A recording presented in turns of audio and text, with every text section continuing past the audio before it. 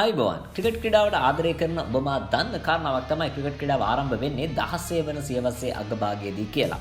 මේ 16 වන සියවසේ අගභාගයේදී ක්‍රිකට් ක්‍රීඩාවේ මූල බීජය රෝපණය කරලා වර්තමානයේ වෙන විට අතුපතර ලියලා වැඩුණු මහා වෘක්ෂයක් බවට පත් වෙලා තියෙනවා. එංගලන්තයේ සුදු ජාතිකයන් විසින් බෙලවට බිහි කරපු ක්‍රිකට් ක්‍රීඩාව නැමැති ලදරුවා මේ වෙන විට ඉතා ශක්තිමත්ව හැදී වැඩුණු නව යෞවනයෙකු වගේ ජගත් ක්‍රිකට් ක්‍රීඩාව ලොව සිසාරා සිය ආධිපත්‍යය මොනවට ප්‍රදර්ශනය කරමින් පවතිනවා. ඒ වගේම තමයි ජගත් ක්‍රිකට් වංශ කතාවේ අතීත සිදුවීම් සමාලෝචනය කිරීම අතිශය රසවත් වගේම මිහිරියාවෙන් පිරුණු එකක් කියලා තමයි මට නම් හැඟෙන්නේ. ඒ වගේම තමයි හිතවතුනි මේ ජගත්